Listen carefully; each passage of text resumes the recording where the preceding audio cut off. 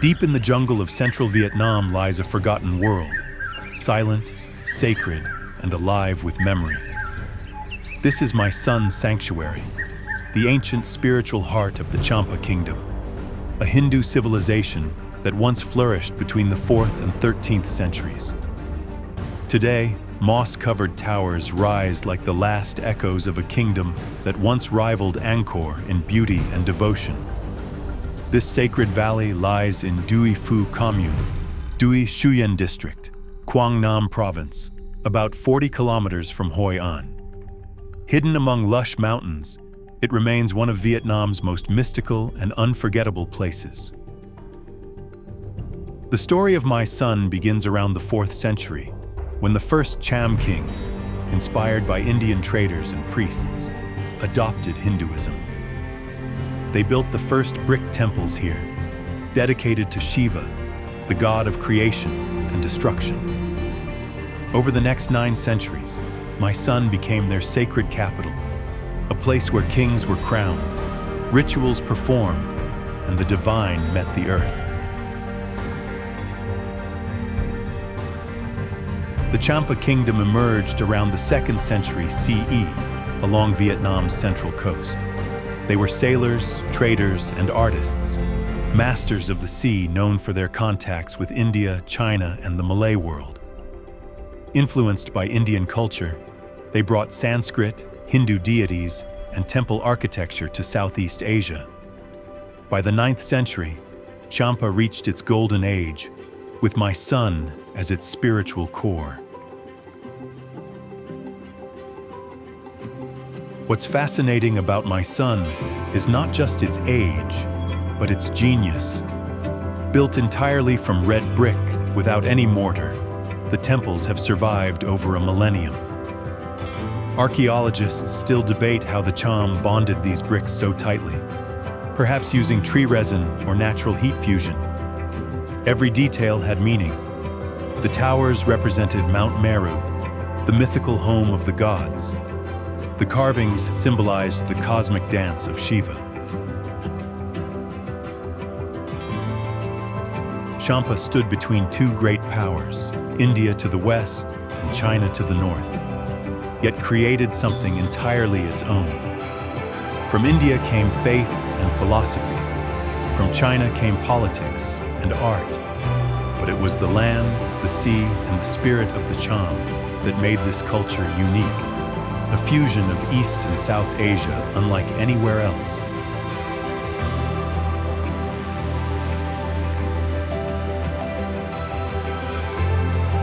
But even great civilizations fade. In 1471, the Champa capital at Vijaya fell to the Jai Viet kingdom from the north. By the 17th century, my son was abandoned, left for the jungle to reclaim. Wars, monsoons, and time eroded its temples, but not its soul.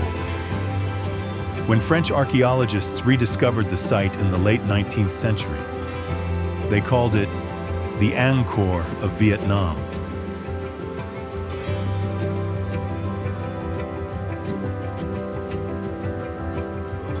At the heart of every Cham temple lies the Linga and Yoni, symbols of life, fertility, and the eternal balance of male and female energies.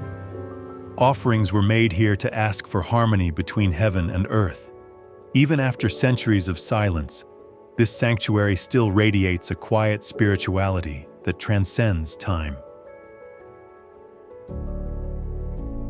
In 1999, my son was recognized by UNESCO as a World Heritage Site, not just for its architecture, but for what it represents.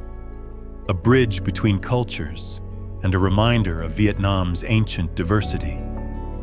Today, Vietnamese and international archaeologists continue to restore it, brick by brick, preserving a story that might otherwise have been lost.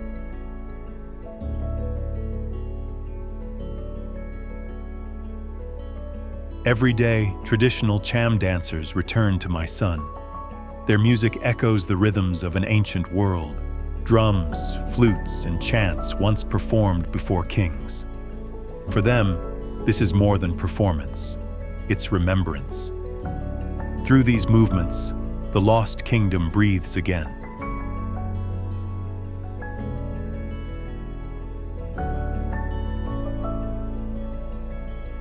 The Kingdom of Champa may no longer exist on any map, but its legacy endures. In the bricks of my son, in the language still spoken by the Cham people, in their songs and rituals, the heartbeat of this ancient world continues. Standing here, you realize history never truly disappears.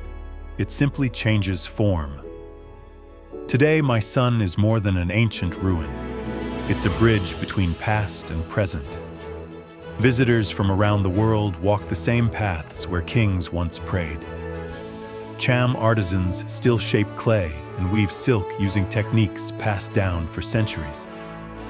And every sunrise, the valley awakens to the sound of drums and birds, reminding us that this sacred land is still alive. For Vietnam, my son is not only a heritage site, it's a symbol of resilience, of memory, and of pride. A living chapter of a story that continues to be written every single day. My son is more than stone and history. It's a living reminder of how faith and art can transcend time.